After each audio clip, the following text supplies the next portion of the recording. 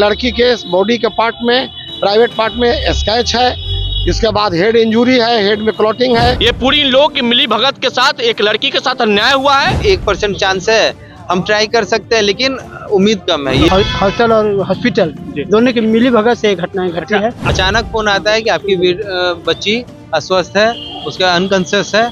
जहानाबाद की एक लड़की जो पटना के हॉस्टल में रहकर पढ़ती थी, उसे संदिग्ध अवस्था में 5 तारीख के शाम में हॉस्टल से निकाला जाता है, हॉस्पिटल में एडमिट कराया जाता है, मेदांता अस्पताल में लाया जाता है, जहां पर मौत हो जाती है। अब परिजन लगातार ये आरोप भी लगा रहे हैं कि उस मामले में दुष्कर्म भी हुआ है, लड़की के साथ बहुत ज्यादती हुई है। और इसी तमाम मुद्दे बात करने के तमाम परिजन हैं और उनसे बात करेंगे। कैसे देख रहे हैं इस पूरे मामले को, क्या कुछ हुआ था?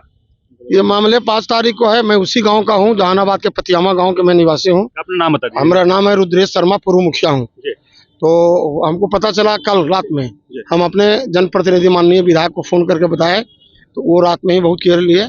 और उसके बाद परिजन क्या हुआ कि 5 तारीख के रात में उस लड़की के साथ घटना घटी और 6 तारीख को सुबह 10 बजे 11 बजे के लगभग बगैर कोई वीडियोग्राफी का, बगैर 112 नंबर को डायल किए, बगैर पुलिस को डायल किए, बगैर पुलिस के उपस्थिति में केमाड़ी को तोड़ के या बिना खोल के जिससे हो, वो तो बता रहा है कि तोड़े हैं, लेकिन तोड़े हैं तो उसका वीडियोग्राफी होना चाहिए था। 9 तारीख को FIR दर्ज किया चित्रगुप्त नगर थाना में। और जब हुआ कि ना अब नहीं बचेगी, और पैसा भी 3-4 लाख रुपया लिया उन लोग, और जब नहीं बचेगी तो परिजन लोग मेदांता का मांग कर ले, तो मेदांता में बड़ी हल्ला गुल्ला मारे पीटी झगड़ा माहौल हुआ, तब जाके मेदांता में भेजा।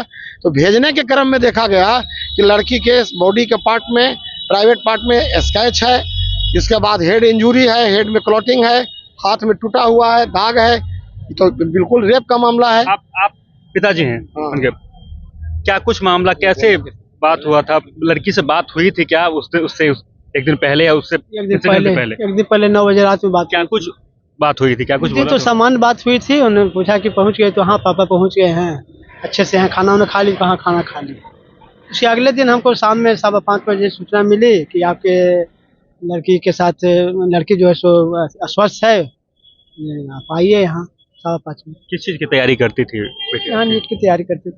नीट की तैयारी करती थी। क्या कैसा लग रहा है, किस पे शक है? क्या लग रहा है कि हॉस्टल और हॉस्पिटल दोनों मिले हुए हैं, दोनों पैसा खाए हुए हैं प्रशासन के अधीन में।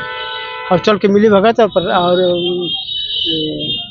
हॉस्टल और हॉस्पिटल दोनों की मिली भगत से घटनाएं घटी है। आप सबको बिना बताए हुए ही अस्पताल में भी एडमिट करा दिया गया? हाँ, कोई इंसिडेंट का आपको कुछ पता नहीं? किसी को कोई खबर नहीं मिली। अचानक फोन आता है कि आपकी बच्ची अस्वस्थ है, उसका अनकॉन्शियस है।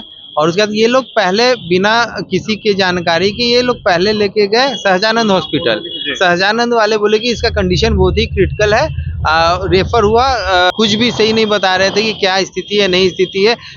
उसके जब केस नहीं संभला तो ये लोग बोल रहे हैं कि मेदांता लेकर जाइए, मतलब हम लोग बोले कि मेदांता लेकर जाएंगे। मेदांता आए, फिर क्या कुछ हुआ यहाँ पे? मेदांता में सीधा बोला गया कि 1% चांस है, हम ट्राई कर सकते हैं, लेकिन उम्मीद कम है, ये चीज बोला गया। कितने बजे डेथ हो गया फिर? डेथ तो आज कितने बजे सुबह में करीब 11 साढ़े 11 में हम लोगों को खबर हुआ था। इस पे बयान वक्तव्य आया? प्रशासन का सपोर्ट नहीं हम लोगों को मिला, तो ऐसा नहीं है। ये लोग सिर्फ यही मतलब थाना वाले जो होता है नॉर्मल आकर, एक होता है ना कि प्रेशर देना हॉस्पिटल में, भाई अगर आपका कंडीशन अच्छा नहीं है तो पेपरबाजी सिर्फ जो होता है वो नॉर्मल किया गया और कुछ नहीं किया गया। उम्मीद है प्रशासन से कि कुछ इस पे काम होगा, क्योंकि उम्मीद क्या बोला जाए, हम लोग को तो भाई जो परिवार मेरा चला गया वो वापस आएगा नहीं, सीधी सी बात है। जो भी प्रशासन से यही मांगे कि हम लोग को न्याय दिया जाए। तैयारी करती थी, ये भी बातें सुनी है कि बहुत मेधावी छात्रा जी हाँ, ये इस बार उसको कॉन्फिडेंस था कि इस बार मैं पापा इनको भैया को बोला गया कि इस बार मैं पॉजिटिव रिजल्ट लाकर दिखलाऊंगी, और वो पढ़ने में भी अच्छी थी। संदिग्ध सब कुछ अभी तक संदिग्ध में ही है, सब कुछ फंसा हुआ है। कुछ देखिए, पूरे प्री प्लान के साथ अभी सिर्फ स्क्रिप्टेड मामला चल रहा है। पहले इन लोगों के द्वारा कहा गया कि ठंडा मार दिया गया है, दूसरा बार कहा गया कि पॉइजन खा लिया है। तो पॉइजन खाने से हमको ये बताएं कि शरीर में खरोच कैसे आया। उसके बाद लड़की के डेथ हुआ है लगभग 3 बजे के उपरांत में।